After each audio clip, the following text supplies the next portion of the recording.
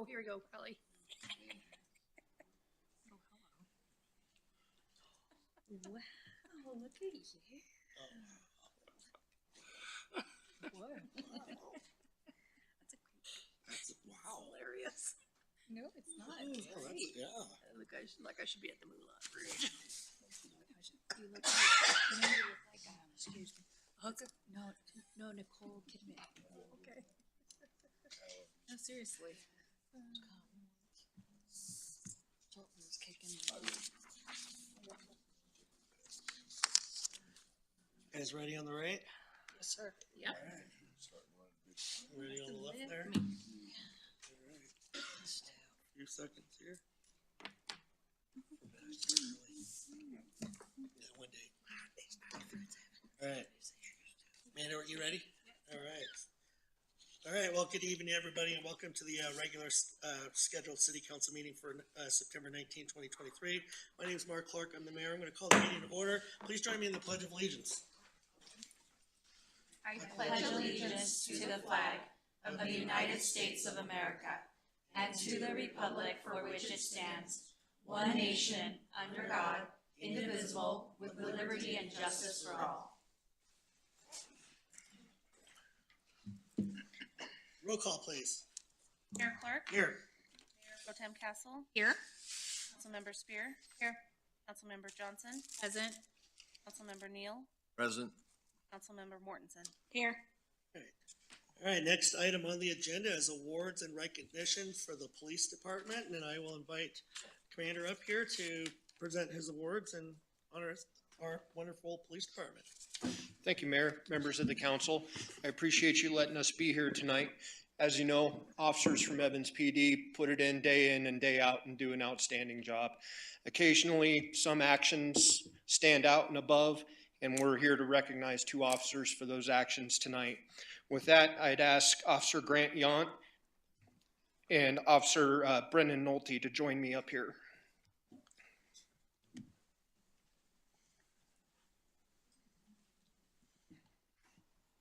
Thanks, guys. We're going to start with Officer Yount, who you know and has been here before you. He is here tonight to receive his 4th life-saving award. The citation reads as follows. On January 21st, 2023, at approximately 10 a.m., Officer Yount was dispatched to an overdose on the east side of town. The reporting party called 911 and informed the dispatcher that his friend had stopped breathing. Officer Yount responded to the call, immediately entered to the residence and approached the male that was on the floor and had stopped breathing. Officer Yount acted quickly. He recognized, based on his training and experience, there was a likelihood of a fentanyl overdose. Officer Yount remained calm as a 5-year officer and administered 2 doses of Narcan. Not only did Officer Yount administer Narcan, but he knew that in order to save this young man's life, additional life-saving actions would be needed. Officer Yount began to give chest compressions until the male started to gasp for air. After EMS continued to evaluate the male, they reported that Officer Yount most certainly saved this man's life. And with that, Officer Yount is receiving a life-saving award.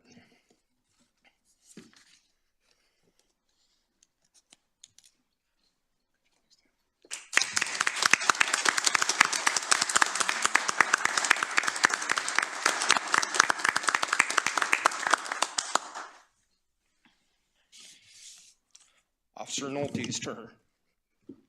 On May 5th of this year at 7:30 p.m., Officer Nolte responded to a report of a man with a gunshot wound on the balcony of America's Best Value Inn. Officer Nolte arrived and located the male and saw he had a gunshot wound to the leg. Officer Nolte applied a tourniquet to the leg and packed the gunshot wound with blood-stopping gauze. He then held pressure on the wound until paramedics arrived. Officer Nolte was later advised by medical staff that his actions saved the man's life.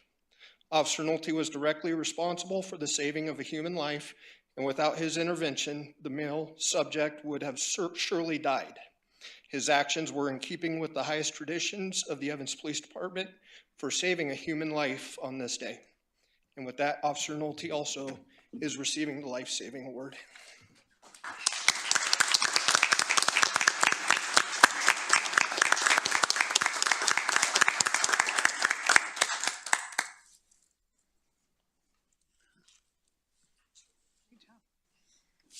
Thank you.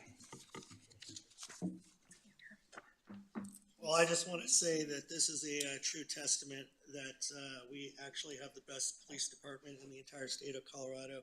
It's because of actions of these two officers and all of our officers, that what they do day in, day out makes, the public have confidence in everything that you guys do. And those two actions are a testament to that. So thank you both for everything that you do. And again, truly, I believe that we have the best police department in the entire state of Colorado. So thank you. Agreed. Thank you. No, thank you. And, it's great to see, families and the support of everyone, the show of support. And, your son's here seeing you and, you're heroes. You're both heroes, and you're all heroes. And just know that we support you, we see you, and we appreciate you. And thank you so much for all you do for our city. Thank you. Any no other comments from council? All right, we will move on to item number 2. We're going to do a declaration recognition of the 10th anniversary of the September 2013 flood. Let's go ahead and read this proclamation here. On September 13th, 2013, the city of Evans was devastated by the flooding of the South Platte River that negatively impacted our community. Over 1,000 people were displaced, over 200 homes were destroyed, and the wastewater treatment facility was rendered inoperable. In the years following the flood, the wastewater treatment facility was relocated and upgraded to state-of-the-art technology of the time. Riverside Park was rebuilt and now hosts youth sports, regional tournaments, and our annual Heritage Day. While the community will never forget the damage and devastation caused by the flood, the city of Evans is committed to improving the resiliency and future growth to produce a stronger and safer Evans.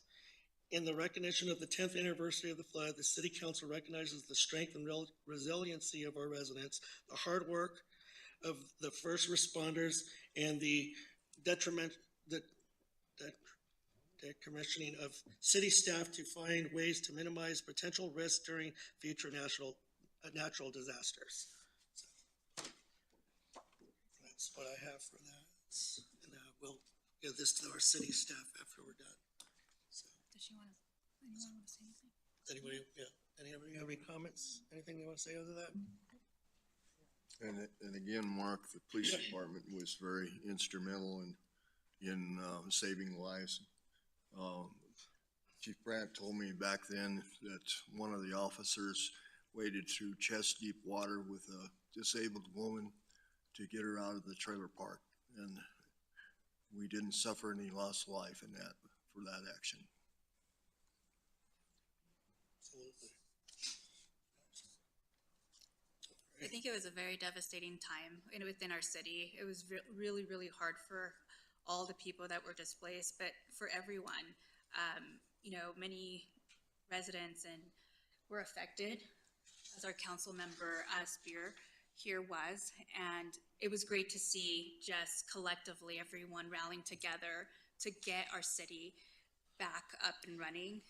And it was wonderful to see how strong and resilient we are and we continue to be. I think with all the devastation, everything that went on throughout the entire city, I think regardless of the flooding and how the water subsided, and as we start to get back to normal, I think one big sigh of relief that everybody had throughout the community was got rid of those porta potties. Got to go back to a little bit of normalcy there for a while, but I think we've come a long ways. We've done a lot of great things to overcome that and mitigate this from happening in the future. So,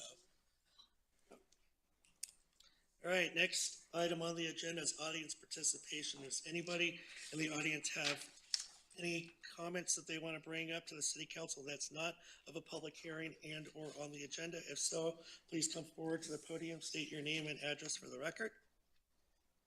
I see Carol back there, but she's not running up here.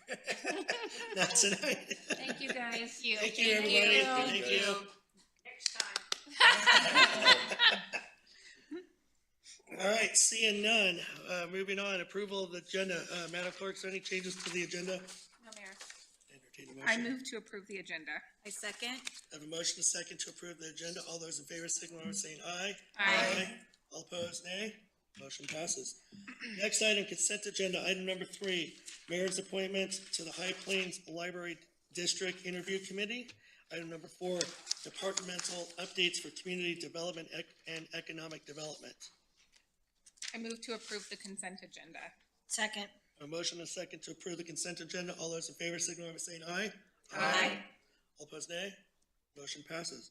Next item, item number 5, Animal Control Services Agreement with NOCO Humane Society, and we will, hear from staff.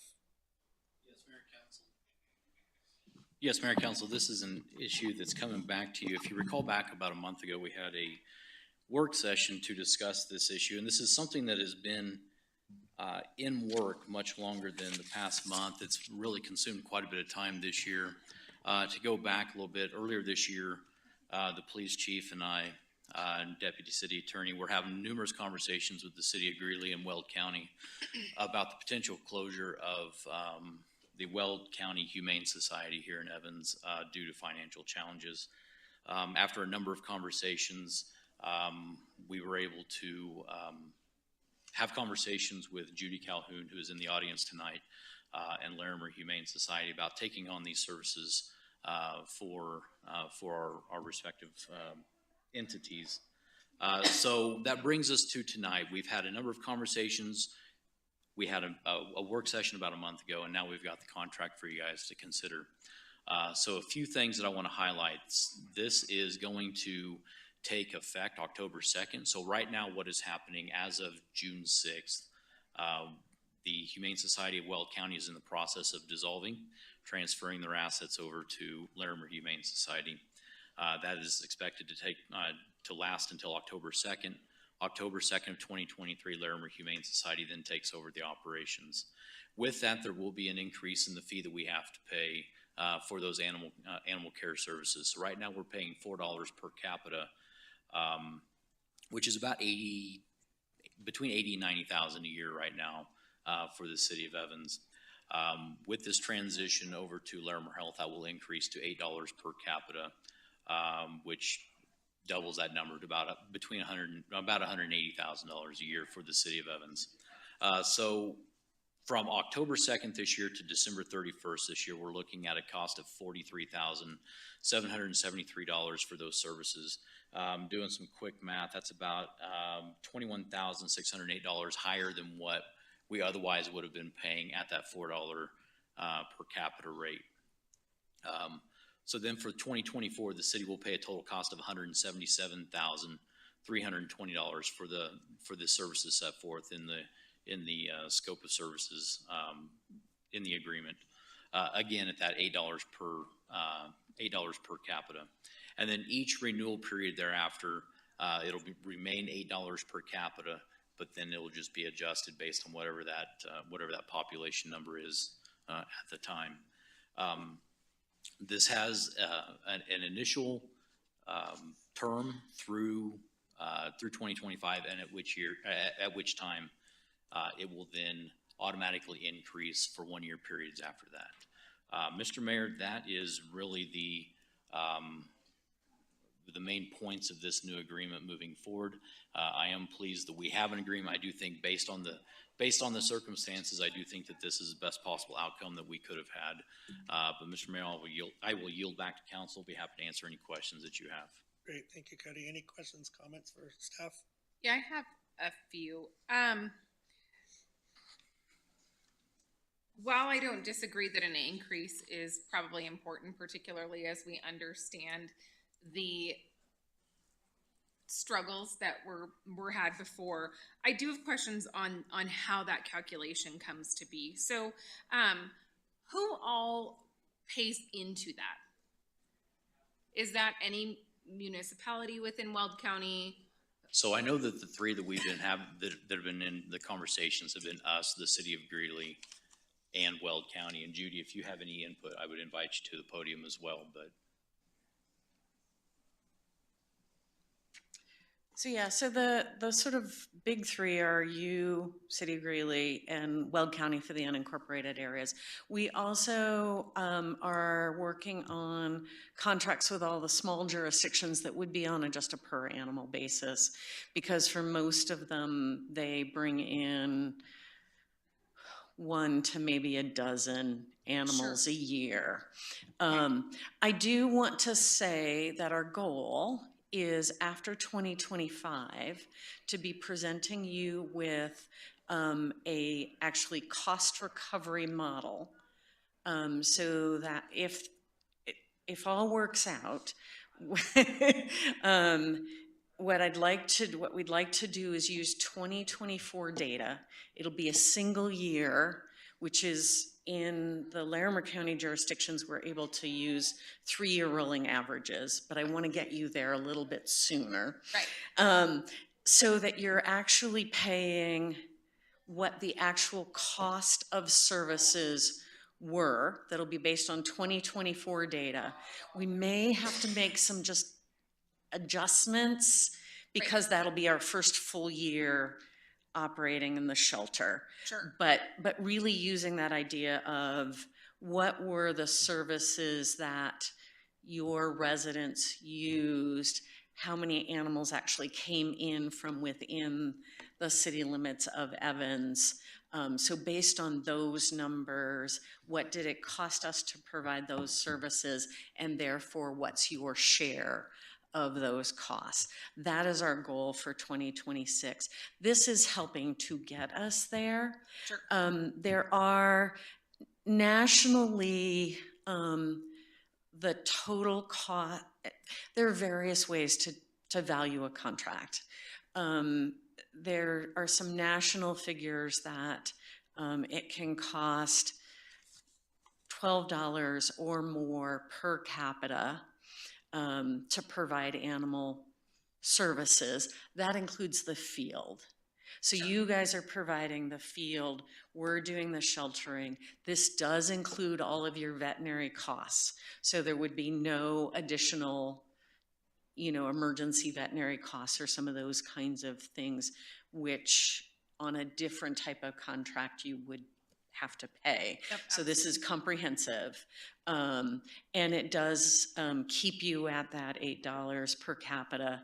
It'll change based on your population, but it keeps you at that number through 2025. Until then, we can do the cost recovery model for 2026. Does Okay. that make some? No, it helps a lot. So I know it's. Yeah, Humane Society before, the Weld County Humane Society before didn't have any of this information? They wouldn't pass that along to you guys? And you guys don't know? So here's. Thanks, Amanda. Their data is also, I don't entirely, because it's not our data, it wasn't entered the way we want it. The financials are very different from how we would calculate financials. Obviously, they charge half of what you're charging us. Well, and we are also, we're going to be providing extended adoption hours. I think you will find that your residents get a better service. Our goal is, while we are not immediately going to be able to take every owner surrender, we've got to expand some capacity, but our goal is to ultimately get there.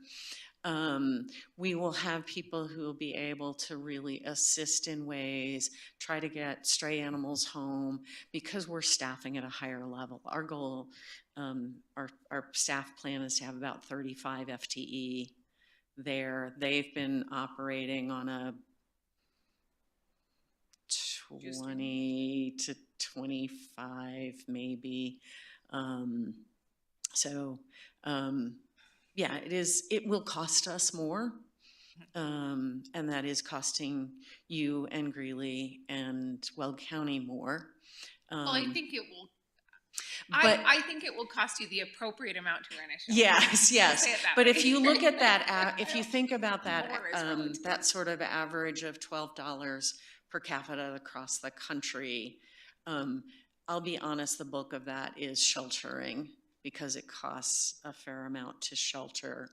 I also think your officers will find better service with an easier service with our staff as well. So yeah, we're saying 2/3 of that cost is sheltering and 1/3 of it's animal control, which is probably not that far off from what we see in Larimer. I guess I'm just totally appalled that every man, woman, child, baby here is basically responsible for $8 worth of animal, sheltering animals. And then I'm also concerned too that we don't have cats. I know that there's cats there, but apparently our police department doesn't send in any cats to you And guys. So we will I'm accept concerned cats. about what we're doing with the cat situation. We will also accept cats. So this is not a we will no longer, if a community member finds a stray cat, we're not going to charge them for that. We'll accept cats, dogs, rabbits, small mammals. So, The small animals. yeah. And if you think about it, it's less, I mean, it's less than $1 a month. Yeah, and I definitely don't disagree with the price. I appreciate walking into that, the model on true costs. That makes a lot of sense to me. And understanding, wanting to pull that data makes perfect sense. When you move forward with that, do we have a seat at that table during budgeting to talk about needs, wants, desires of our community? Yes. Perfect. So the other thing that, and I think I mentioned it in the work session, but one of the conversations that we've had with Cody and with Chief Brandt is also the possibility of doing a licensing program for you. It's something Weld County is interested in and Greeley is interested in. That's a service that we would be coming down the road. There's some things we have to get in place to really make it effective, but ultimately that would actually be a revenue generation. And Councilmember Spear, so you know, when we do the cost recovery model, we also do credits for any like impound fees if we're doing the licensing program, licensing fees, so you get credit back off the full cost.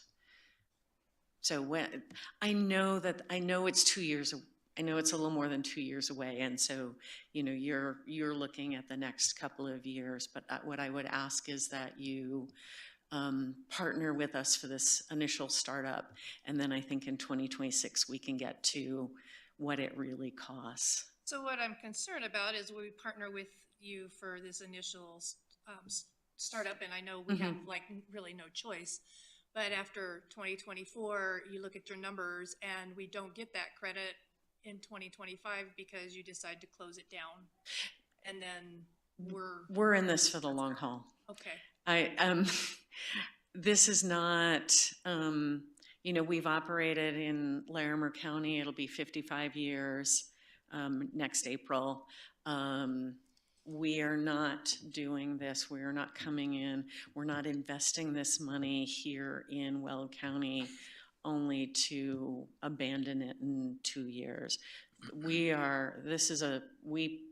plan that this is how we will continue in the foreseeable future. On our last visitation that you had mentioned moving somewhere. So we do want to build a new facility. Okay. Don't get me wrong. Yes. Not shut this one down. No, yes. We have no plans, nor could we, or would it be advisable to try to operate only out of our Loveland shelter? Right. There is a huge need for a Weld County shelter. It will not be on that same land. But So, Judy, if I recall from our conversations and then from the work session with the city council, there was significant deferred maintenance in this local shelter. Is that correct? yeah, and we're already investing.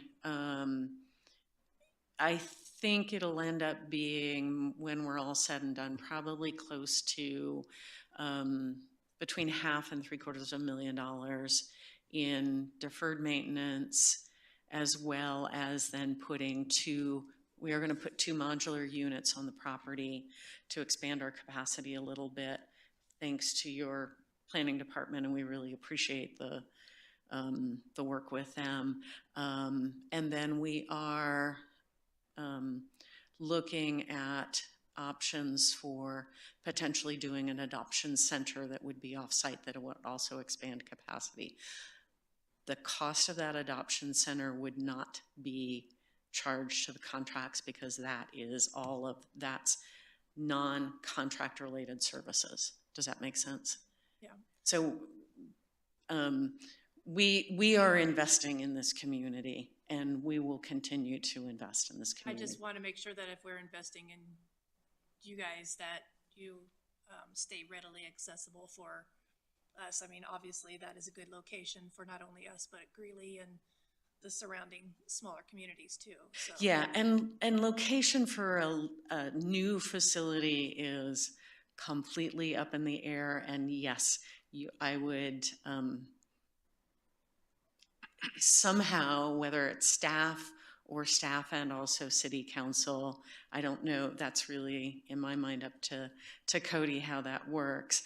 We do want you to be in that conversation around a new facility, both location, costs, funding model, how it'll operate, all those kinds of things. So it's not something that would be done without your consultation. I can't guarantee it'll stay in Evans, but it will be done We will with. work with you to make sure we can find a stay in Evans. Yeah, I think it's great. I mean, I've had the opportunity to review the audited financial statements for the Larimer County Humane Society, and it's clear that they possess the sophistication and technology and knowledge, fund balance to help this piece along, which is great, versus the struggles we had previously in trying to find information. And then the information obviously wasn't that great, which is why we're here today. So I'm in full support of the $8. I appreciate the ways in which you're going to gather data to look at what this looks like in the future. I think that sounds phenomenal. I'm very excited. We have something staying here, the passion for animals, and would rescue them all if my husband would let me, but he won't. So looking forward to it and really appreciate it.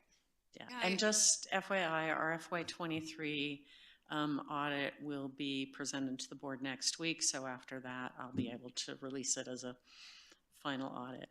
990s won't be available till October. All right. Yes, Councilor O'Neill. I also received some comments about the lack of services for cats, so I just wanted to bring that in.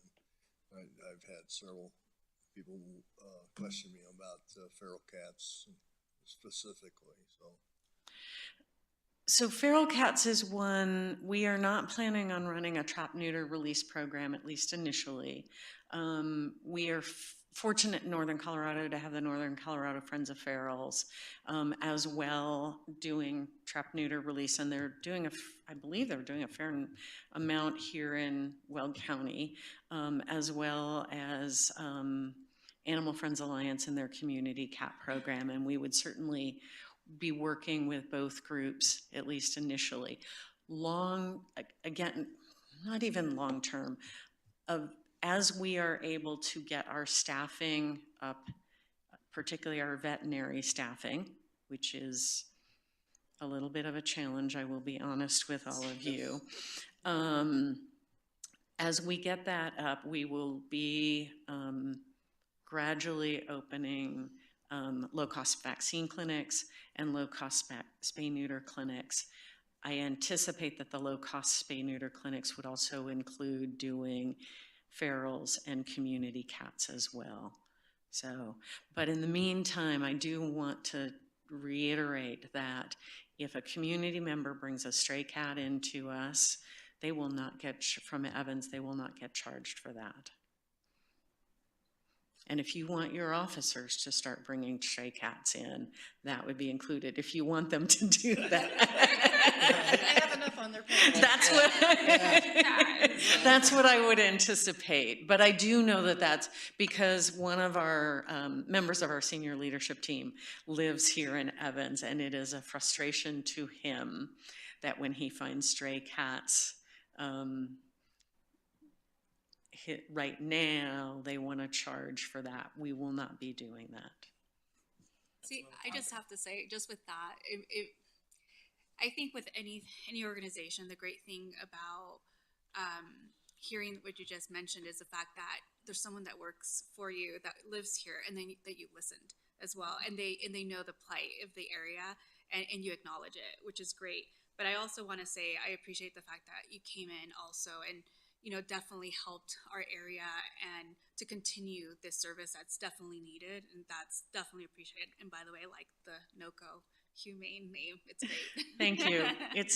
It is legal right now. It's not officially announced to the public, although this sort of announces it. Yes, I know. We are doing a name and logo reveal at our gala on September 30th. So, yeah. And I just wanted to say I echo everything that was said. So, thank you.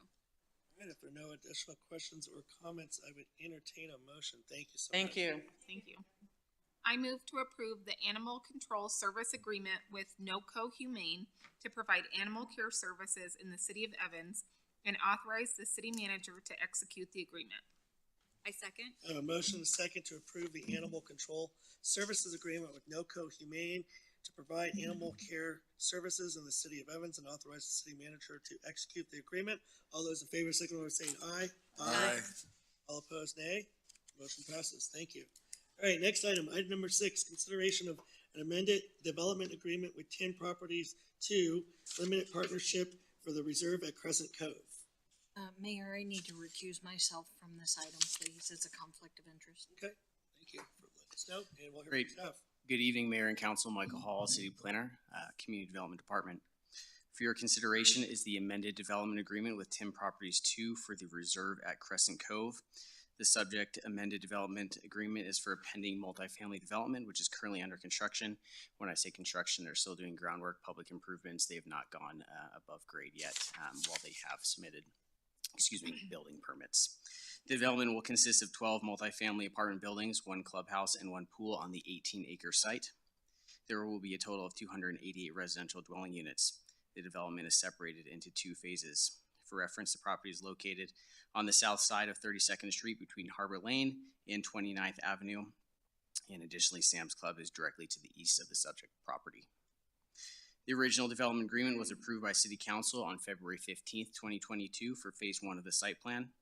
This amended development agreement updates the status of those outstanding requirements for Phase 1 and includes the required improvements for Phase 2. So basically, we're wrapping Phase 2 into the existing development agreement, which was only for the first. In particular, development agreement is being amended to allow the completed Phase 1 improvements to enter warranty guarantee period, to update the outstanding required Phase 1 improvements, and to include the Phase 2 improvements. The existing letter of credit on file is sufficient to cover all of the obligations from the developer. And the amended development agreement has been signed by the developer for you tonight, Mayor. The amended development agreement will not have a financial impact on the city, and no financial contribution from the city is required for the agreement. Staff recommends approval of the amended development agreement. And at this time, I've concluded my remarks, and I'm happy to answer any questions. Thank you. Great, thank you. Any questions or comments to staff? Seems very straightforward to me. If there are no questions or comment, I would entertain a motion. I move to approve the amended development agreement with Tim Properties, second or 2? 2. 2. Limited Partnership for the Reserve at Crescent Cove and authorize the mayor to sign the agreement. Second. I have a motion and a second to approve the amended development agreement with 10 Properties 2 Limited Partnership for the Reserve at Crescent Cove and authorize the mayor to sign the agreement. All those in favor signify by saying aye. Aye. All opposed, nay. Motion passes. Thank you. All right, next item number 7, consideration of Evan's support of the North Front Range MPO letter to the EPA on ozone reduction collaboration with the EPA and Intermountain West MPO Group, and we'll hear from staff. Good evening, Mr. Mayor, members of council. Earlier this month, the mayor attended the North Front Range MPO council meeting. And at that meeting, MPO staff presented a letter to the council to be addressed to the EPA to, in short, get some assistance on maintaining or reducing the ozone levels here in the northern Colorado area. The short version is on page 4 of the letter that was attached, there's a table that indicates that the vast majority of the ozone is not from here. It's coming from outside areas, mostly from the west, since the winds are predominantly coming from the west. 83% in Rocky Mountain National Park versus 17% coming from here. That table clearly spells out what the difference is. The MPO and the various communities involved in the MPO are working on things with, for instance, we just purchased a bunch of electric equipment for our public work crews to reduce the use of two-cycle stroke engines.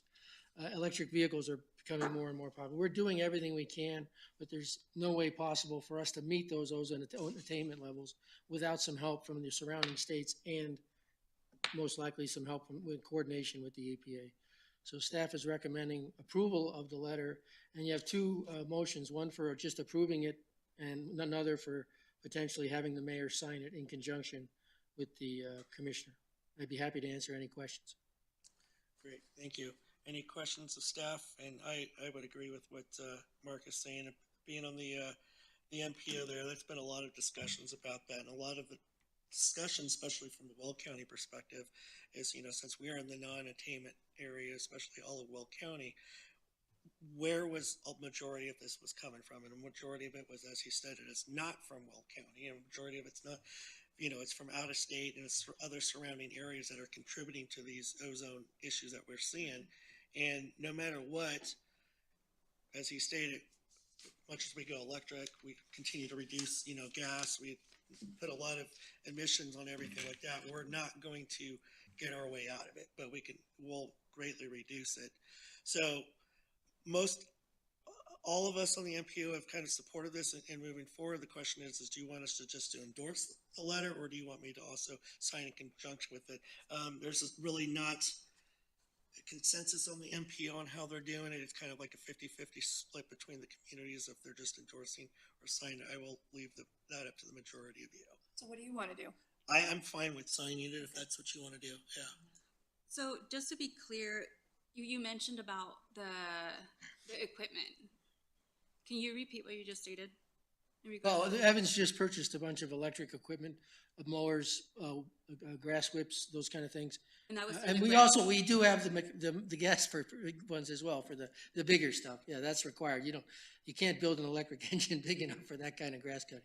But the other things that are happening is the oil and gas industry has now required to minimize their production of ozone, and that's stipulated at the state level, and that comes down to all the counties.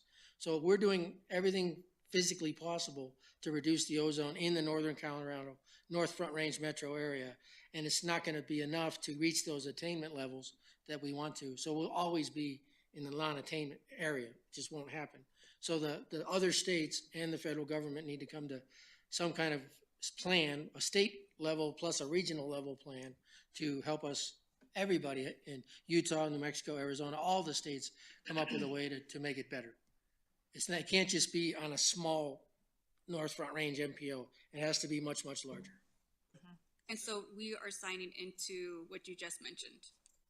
We're asking you to have the mayor vote yes when they present the letter to the council, to the North Front Range MPO Council on the October 8th meeting, I believe is. Yes. That's why I came to the council tonight, because. Okay, so we're stating that we just want to be a part of a collective. We're wanting to endorse the staff memo from the MPO and have Commissioner James and Suzette, the executive director of the MPO, sign it and send it to the EPA to begin the process of communication between the North Front Range MPO, Colorado, and the other states. So we're trying to sign a regional letter that says directing Suzette and Scott James, he's the chair of the MPO, and Suzette said she's the director, to send this letter to the EPA to say, hey, look, we need to have more discussions. You're just holding one region responsible to a certain level that's just not gonna ever be attainable. This is to say, hey, we need to start those discussions at the regional level, the national level. If we're going to do this, everybody needs to be on the same page. You can't put all the burden on one area. Right. And expect them to do it when not all of the air is coming in from all over the place. So this is just saying, let's start that national conversation or regional conversation and not hold us to one standard and everybody else to a different standard. Let's get this standardized if we're going to do this. Right, so if you're looking at the staff report that italicized portion about developing a state improvement plan, to help reduce emissions regionally, nationally, internationally. And I remember this from an MPO meeting we went to a while ago and just being kind of dumbfounded by it, because it's really kind of the concept of my neighbor's barbecuing and the smoke from their barbecue blows into my yard and I get in trouble for it. It's exactly what's going on here. That What happens with that, those will become anomalies. So there's depending on the significance of that anomaly, then it doesn't get included within the figures. And so for example, it's like background. Background, for example, let's say you have wildfires, the wildfires in Canada. That is background that comes into the state, for example, right? So, but it's a significant event that occurred that becomes in essence an anomaly, and it doesn't get counted in those figures. You see what I'm saying? We're talking about things that continue to get counted, particularly from Rocky Mountain National Park. When you consider those things and those events, they are being counted, and it is continually being held against us, really, because of where we're located. So during our MPO meetings, one of the things that have always been asked is, show us the data of what is contributing to the ozone. And one of the things is they can't necessarily pinpoint to what it is. Yeah, because it's part of the smoke. Is that being considered? What exactly where is it coming from? What regions are more, producing more ozone and more pollutants? All of the air flows through jet streams, comes down from different places. What we're trying to say is, we all understand that we need to do impact. There's a big impact on this, and we have to find a way to reduce it. What we're trying to say is, you're holding a certain regions in the state, DRCOG, the MPO, etc., to a certain standard that's not going to be met because of outside factors that are in the region. Right. So if we don't try to have these communications with regional, state, federal levels, if we don't ever hit our attainment goals set by the Fed, they're going to put more and more restrictions on what can and can't be done. There's a whole number of triggers that they look at. And what we're trying to say is, let's have a conversation at the next level, state, regional, federal, to say, hey, look, if you want us to do this, and if we don't meet these, you're going to start putting all these restrictions on Weld County and all the North Front Range MPO. You're holding us to an impossible standard. We want to say, let's start taking this outside the area, and let's start having a conversation with outside entities to figure out a way to help reduce it on a larger scale rather than a smaller scale that's not going to ever happen. Well, Mayor Clark, correct me if I'm wrong, but isn't it possible that those areas in which the ozone is being created aren't actually being held accountable because it is shifting? That is and so I think that's where, for me, you do want it to be on a broader scale, because we can't actually solve the global problem with the way we've compartmentalized things right now. So I think you want it to be on a broader scale so that you really can encapsulate not only where it lands, but where it came from, to make sure that we can have attainable. Just so based off this, so it's like, so it's the North Range. So technically it's, when it comes, it's because of the modeling. So the modeling right now is not really there for all of that. It needs to be updated in order to get figures, but it's all within the state. It technically is, I mean, when we say regional, we say within the state, Well, we're correct? talking Because within the it's not- state and we're talking with outside the state as well. That's why we're saying the letter is there to say to Commissioner James and to Suzette, we need to take this out regionally throughout the state and start having conversations. Maybe that's when the feds come in and say, we need to also start having conversations with neighboring and surrounding states, or even throughout the entire US, to say, hey, look, we need to work on this on a greater scale instead of just holding certain regions in the state or certain entities, in a state accountable to certain levels when there's outside contributing factors to it that is beyond our control. That is what the intent of this letter is. Which I think is perfectly reasonable because, again, we're being held to a certain standard that's just not gonna happen for us. And the only way to change that is to start thinking outside of this region and outside the state at that level and start having those discussions with other entities. And this is just saying, hey, this is not saying that they're going to agree with this at the EPA level, but it's saying, hey, you have regions all throughout the state of Colorado that are saying, hey, let's take a look at this at a larger scale. No, and I get it. I think within our region, there's specific sites that are at a higher rate that, in essence, because you look at all the figures and there's an average from all of them, and which, not an average, but anyway, there's specific ones that are not meeting that put us in non-attainment, and then based off those figures, we're now in a severe SIP. Exactly. But I do agree the fact that our modeling is different. It's not there, that we need better modeling. I mean, so I'm for you signing it and definitely having those conversations. Yeah, I am for that. Likewise, I would say endorse and sign. Councilmember Neal? When you say endorse, what do you mean by endorsing though? I'm endorsing the letters to be sent from Suzette and Commissioner James through to the EPA to say we need to start having these discussions at a much broader level. And who else is agreeing to this? I'm just curious. What other cities that are a part of this? The MPO? Every city so far in the MPO has agreed to that. That's why the letter's being, I'm just, drafted. no, I understand, but yeah. I mean, it can be drafted with the Right, majority. yes. But you're saying everyone, so Everybody there's not been okay. anybody that's on the MPO that is against this. Okay. Councilmember Neal, saw your hand up, sorry. Okay. Well, basically, a small region is being held accountable to a standard that they have,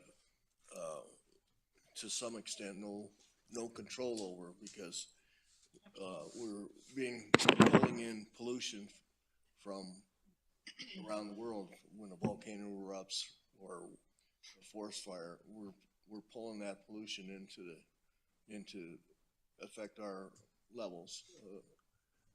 And what we're saying, what we're trying to say is we need to try to encompass a larger area, because you can't hold us to this standard when we've done everything we can to reduce it. Yeah. And it's coming in from elsewhere. And I think that's very provable. I mean, I think but I mean, it's kind of, again, those are anomalies when it comes with the whole background. But I mean, I understand where you're coming from, but there's monitors in specific sites, and that's how we know what the contribution from each area is. And so we're not looking at it from like a world view, it's from like a regional area, like our area, and we base it off of those figures. So it's not really looking at what's happening around us, it's within our given area, whether we meet attainment or not per that year. Or When per we that looked SIP. at the information that was provided, that's not how it went. There was a lot of contributing factors, particularly from Rocky Mountain, that came into our community that were a contributing factor in us being out of compliance. And I think therein lies the issue, is that because it's a postage stamp versus a larger letter, we're not encapsulating the right place. And frankly, that means we're also not solving the problem appropriately. Right. I think we've got to be able to look at it in the appropriate zones, I'll say, to get that problem solved. And right now, the way that things are zoned, we could actually be missing things because of some of those shifts. And honestly, it becomes to how they acquire, it's the modeling that they use. And so that unfortunately doesn't give us all that data. So, any other questions, comments? No. All right, if there are none, I would entertain a motion to either endorse only or endorse and sign. I'm fine with signing it, and that's what I would recommend.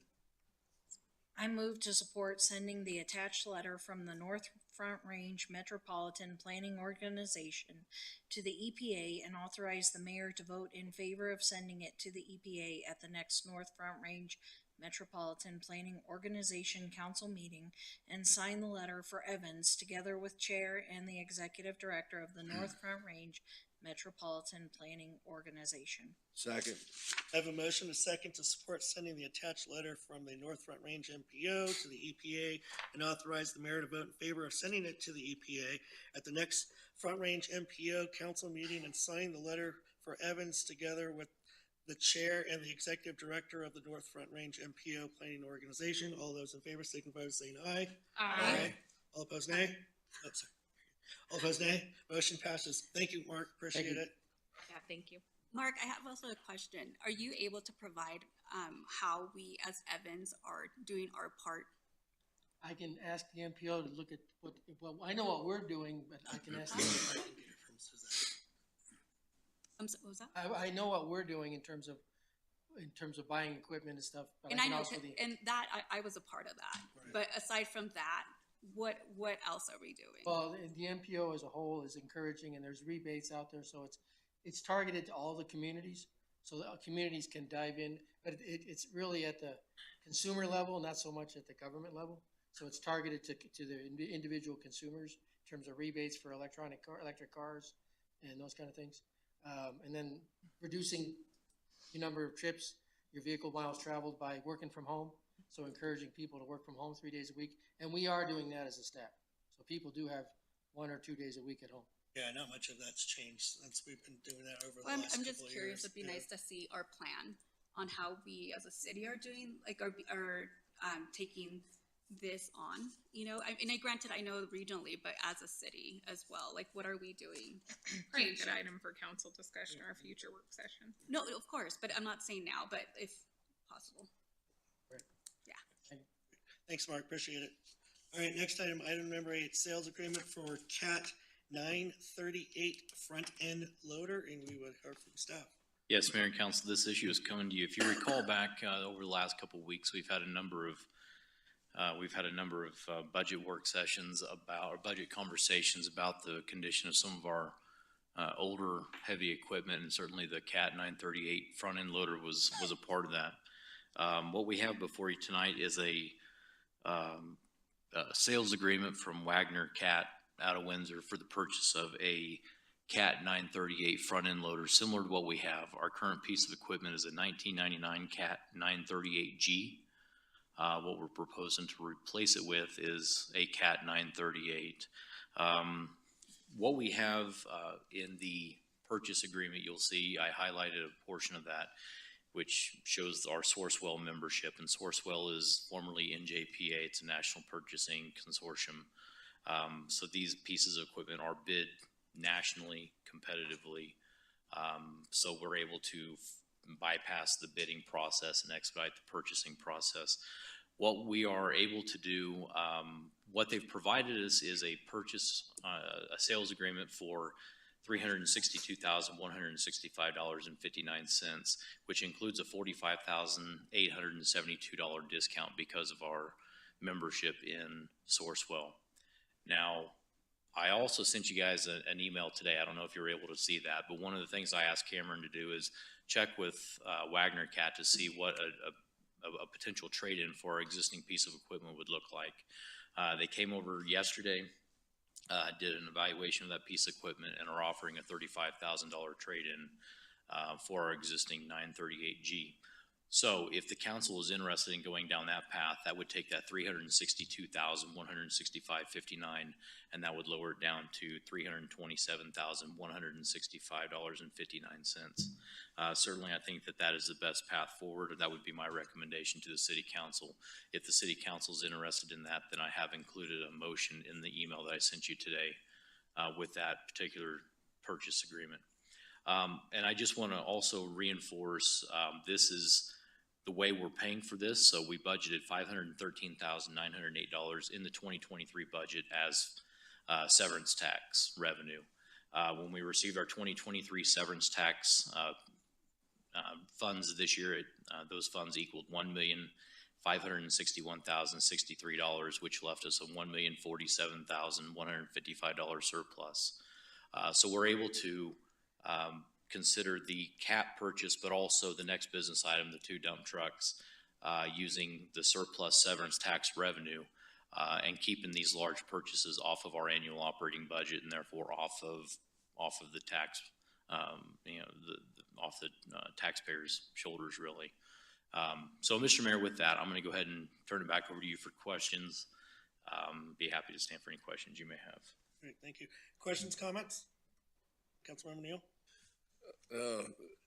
I'm glad to see that, we took that, I believe it's non-running, cat, and we're able to get that much in salvage value or trade-in value for it, rather than just put it on the scrap heap. Right. So I'm very proud of staff for checking into that. Yeah, I think 35,000's pretty significant number, given the evaluation of the piece of equipment. I know that Cameron had Cat come over, was it yesterday or today? I believe it was either yesterday or Wednesday they came over, but they sent it to me. Okay. So we're having other issues right now with the fuel system that we've been working through. Cameron's been doing some work to it. Cat's coming back over to do some more work to it. So I think that this is certainly a good time to be having this conversation. So- Yep, Just for the public to know what we use these loaders for and why it's important. Yeah, so we use it throughout the year, moving material around, whether that is dirt, whether that is asphalt millings, whatever the case may be. But another big part of that is, especially during our winter operations, loading dump trucks with ice slicers so we can get that material out on the streets and keep our streets clean. Keep our streets clear during winter operations. That's when one of the many times where this piece of equipment is very valuable to us. And this is the piece of equipment we use at cleanup when they are. That is correct.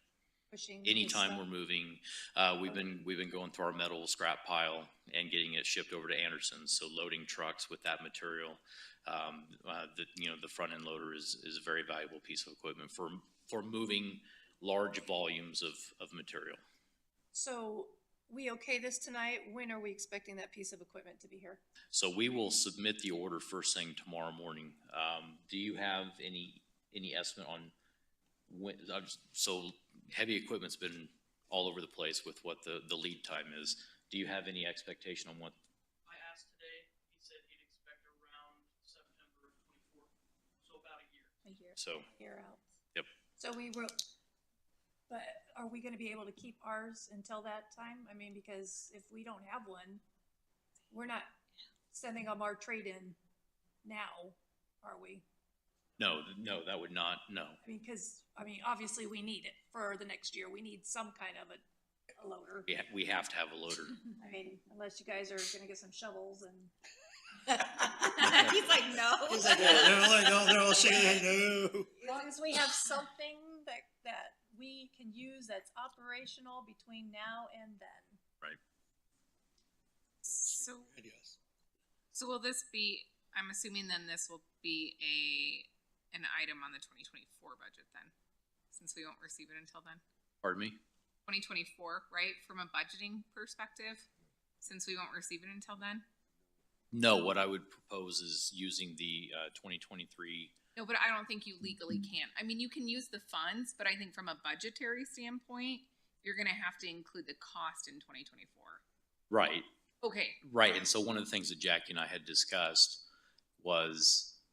If we purchase it now, we'd have to do a budget amendment for 2023 to be able to have the authorization to use those funds. Okay, I don't know that I agree with that, but that's fine. Because you're not gonna put it in the budget until 2024 if we don't receive it. I guess it's dependent on the contract, but most of those contracts with a larger lead time won't actually transfer ownership to us until 2024. Oh, I see what you're saying, yes. Do you know what I with the- mean? So yes, we with the won't actually transference of expend funds, it right, until, while we've written the check, we won't actually Correct. expend it. It'll be a prepaid. right. Yeah, that's all I'm saying. Okay, just making sure on that piece. The next piece, for me is, what is the relative useful life of those assets? I'm assuming it's not the 30 years or whatever we've had the last one, but I just really wanted to utilize Cam since he's here. 8,825 hours. Yeah, exactly. So, from what I've seen, most other municipalities are doing anywhere between 15, some go as far as 20, but 15 seems to be kind of the standard for that expensive type of heavy machinery. So that goes for loaders, backhoes, road graders, stuff like that. Okay, thank you. Any other additional questions, comments? If not, it sounds pretty straightforward to me. I'm glad we're able to get this project going forward. Unfortunately, it won't take a year for us to get the truck, but maybe we'll be lucky and get it sooner, so. If, I'd entertain a motion. I move to approve the sales agreement with Wagner Cat in the amount of $327,165.59 for a new Caterpillar 938 front end loader and authorize the trade of the existing 1999 Cat 938G in the amount of $35,000. Second. I have a motion, a second, to approve the sales agreement with Wagner Cat in the amount of $327,165.59 for a new Caterpillar 938 front end loader and authorize the trade of the existing 1999 Cat 938G in the amount of $35,000. All those in favor signify by saying aye. Aye. All opposed, nay. Motion passes. Thank you. Appreciate it. And Mayor Pro Tem, I apologize for the confusion in your question. You're absolutely correct. And in reading the sales agreement, it does indicate net on delivery. Okay, So if, perfect. yes, so if delivery is September 2024, yes, that will have to be included in the 2024 budget. Good. That's what I was hoping with delivery that late. Sometimes if it's a little earlier, it teeters, but just wanted to make sure. So thanks for the clarity. Appreciate it. All right, thank you. All right, next item on the agenda, item number 9, specification approval for 2024 Freightliner 108 SD dump trucks. Yes, Mayor, very similar to the last issue. This is coming out of the budget work sessions that we've recently completed. So this is for two 2024 Freightliner 108 SD trucks that will then be sent to O.J. Watson Equipment in Denver for outfitting. They'll be outfitted with a 16-yard dump bed and then a Monroe snowplow and also a Monroe spreader for winter operations as well. Again, following the same financing, same source of funds to pay for that. What I included in my staff report for you was a breakdown of that, and so if we have $1,047,155 available, we take out this was the $362,000 for the CAT. The two Freightliner 108 SD dump trucks will cost $684,989. I'm sorry, that's available. They will cost $616,304, which leaves you guys with a net of a remaining balance of $68,685.41. Add the $35,000 onto that from the trade-in for the CAT, leaves you about $104,000 in that available severance. The vendor for the trucks is Transwest for the chassis. The unit cost is $126,911 for a total cost of $253,822, and then the O.J. Watson equipment is the cost per unit is $181,241 for a total cost of $362,482, which brings us to the total cost of the $616,304. The way we are working this particular purchase is we are piggybacking off the city of Aurora on a truck purchase that they are working on. I believe they're purchasing 10, so we're able to take advantage of that volume. So with that, Mr. Mayor, I'm gonna go ahead and turn it back over to you. We'll be happy to answer any questions. Great, thank you. Any questions, comments, staff? I just have the same question for you, just for public that's joining us this evening. What the uses for these trucks are? So these trucks will be used year-round for hauling materials, anything from dirt, mud, salt, millings, trash. And then they will also be used in the winter time for plowing operations, plowing snow along with spreading salt on the roads. That's going to be the primary function for these. And when are we proposing on having these in our possession? Approximately the same time, third or fourth quarter next year. Okay, and again, we're not getting rid of equipment and foregoing any kind of debris removal, any kind of slicer application, any kind of snow removal. We're gonna still have equipment until that time? That's correct. Yes, and when those new trucks come in, then we'll come back to the council at that time and present a business item to declare 2 of our existing trucks as surplus. So then we can go through the disposal process, whether it's public auction, whatever the case may be. But that'll be after we take possession of these new trucks. We all hear about snow removal, so we wanna make sure that we Right? still have our snow removal, Yep. or we're once again handing out shovels. Sounds like no. All right, if there are no any additional questions or comments, I'd entertain a motion. I did just want to thank Cam. Your ability to provide expertise and answer questions is really appreciated. I'm always impressed for such a person new to your career, I'll say, for such a young man. You do a really good job providing necessary information, answering questions on the spot, and really appreciate your knowledge and insight here. So thank you. It's very Thank you. helpful. Yeah, I appreciate that. absolutely. And one more question, is the motion as written in here for this one? Okay, perfect. Yes. I thought so. I just wanted to make sure. So, well, with that, I'll make a motion to approve the specification proposal in the amount of $616,304 submitted by Transwest Truck Trailer RV and OJ Watson Equipment for the purchase of 2 2024 Freightliner 108 SD dump trucks equipped with a 16-yard dump bed, Monroe snowplow, and a Monroe under tailgate spreader. Second.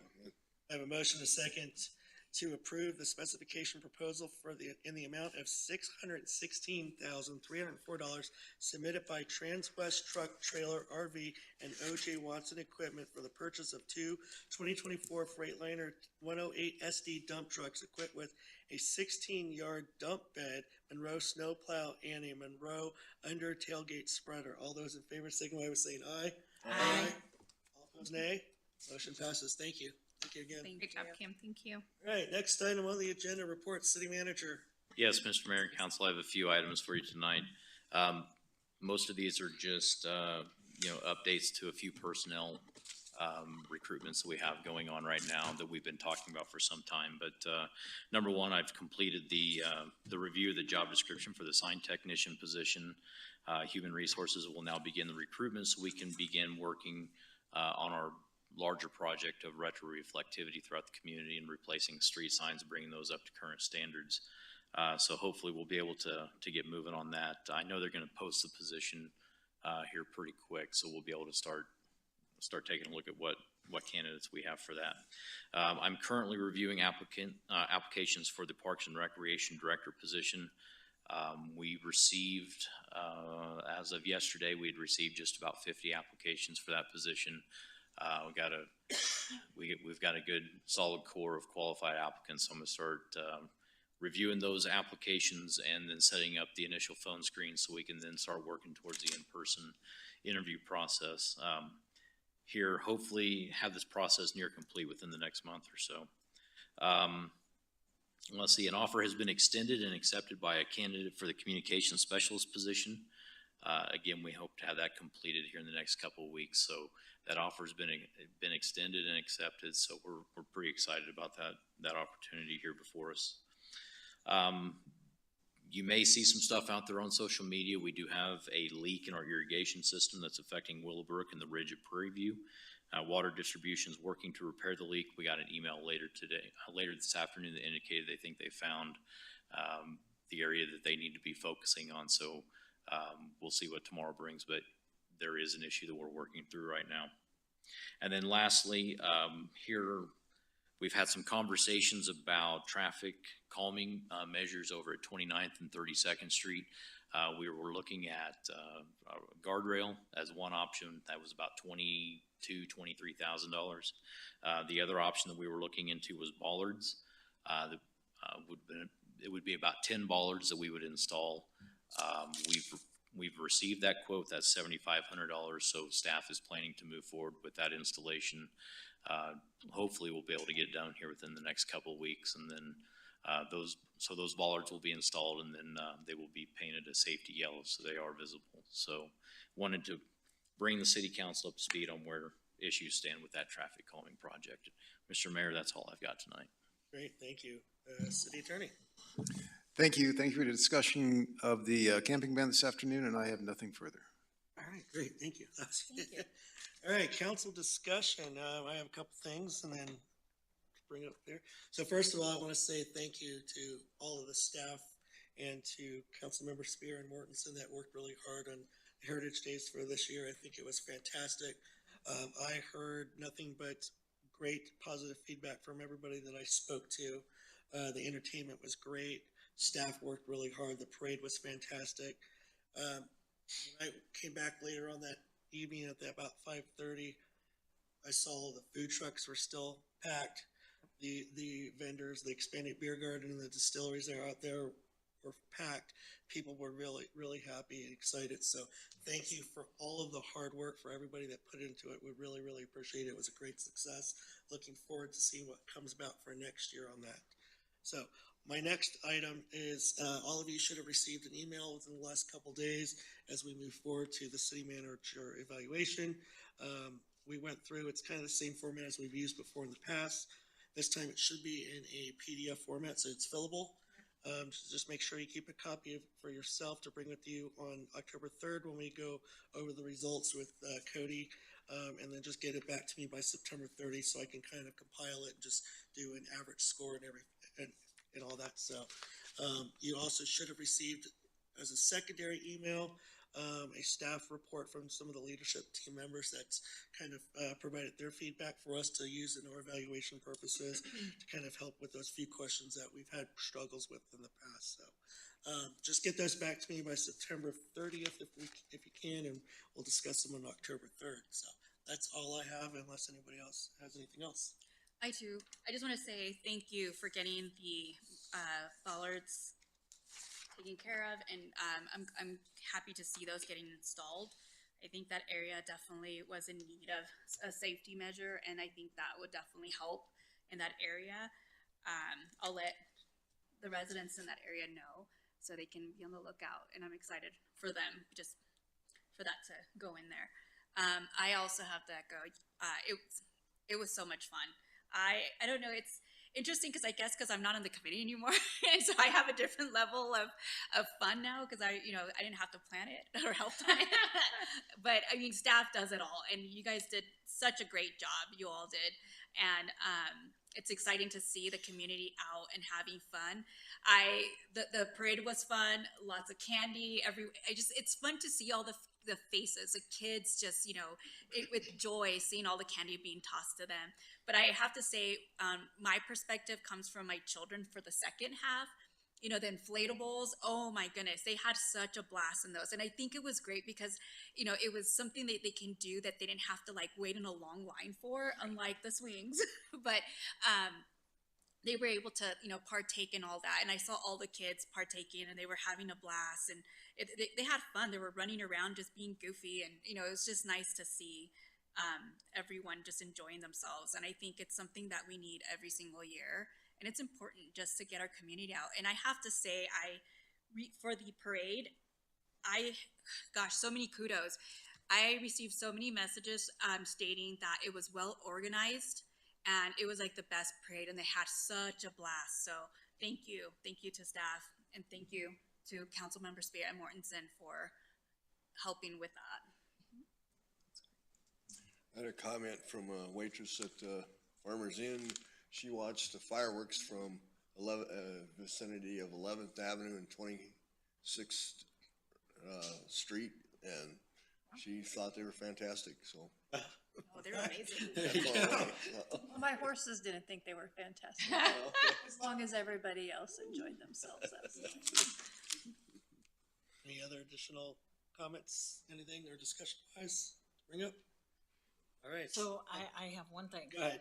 Okay, I was asking people as I was driving them around what they'd like to see and whatnot. So first of all, kudos because everybody liked being at City Park for the vendors. Yes. They said that was much more personable and they had more foot traffic and they really enjoyed being back in the park for that part. Some ideas to throw out there for next year already, if we do it next year or whatever we decide.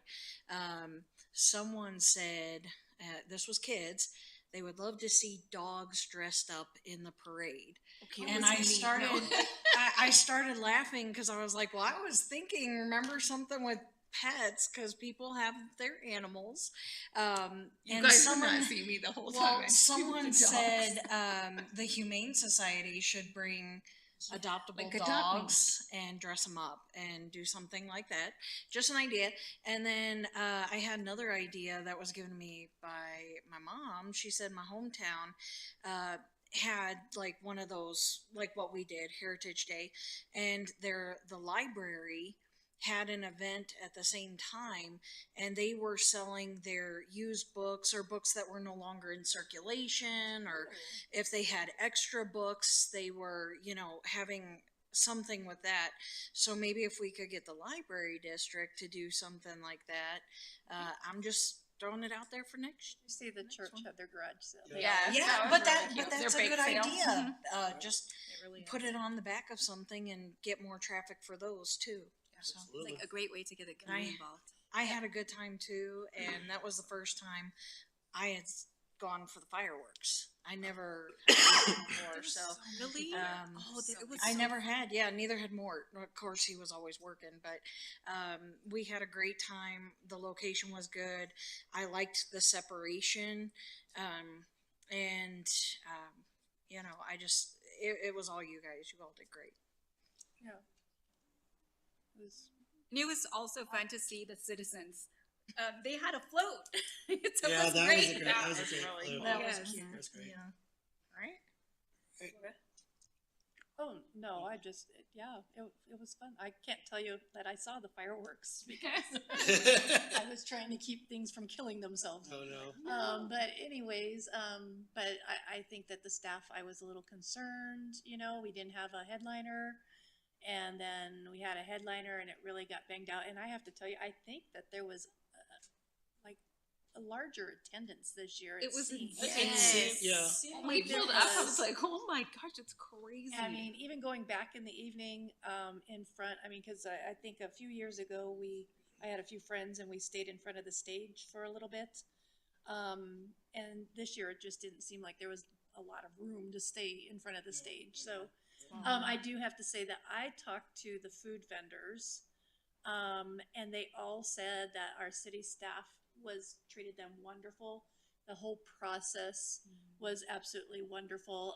The Thai food truck, this was the first event that he booked when he got his license back in February or something. Awesome. And the health department was surprisingly polite to most of the people, and a lot of the food vendors too were very happy because we and we can talk about this too, but we actually gave them a venue where they could make money.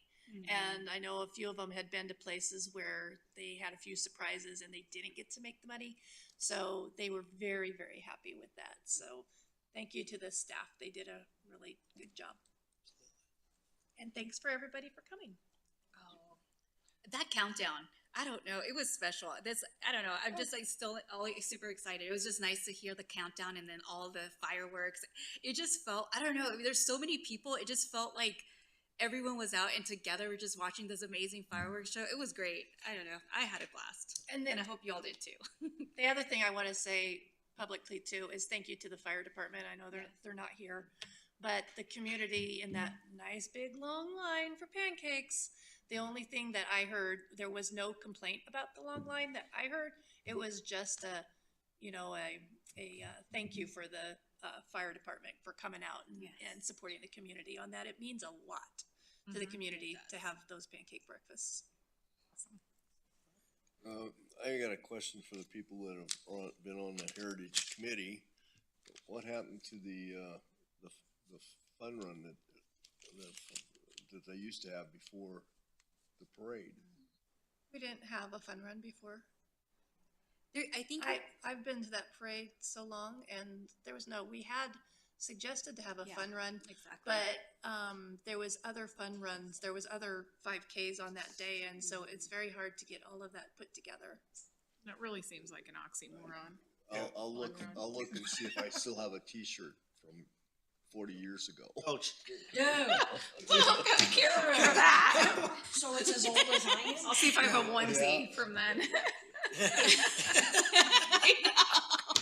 Security blanket. It's before your time in Evans, Laura. What happened to that 40 years ago? I do agree with Laura. We did bring it up at one point. It was suggested, but then I think Life Stories has a 5K around the same time. There was like 3 or 4 Yeah. 5Ks, so it was spread out. Anything before 8, not for me. Everybody wants to have pancakes, not Yes. cakes. I don't Alright. even like.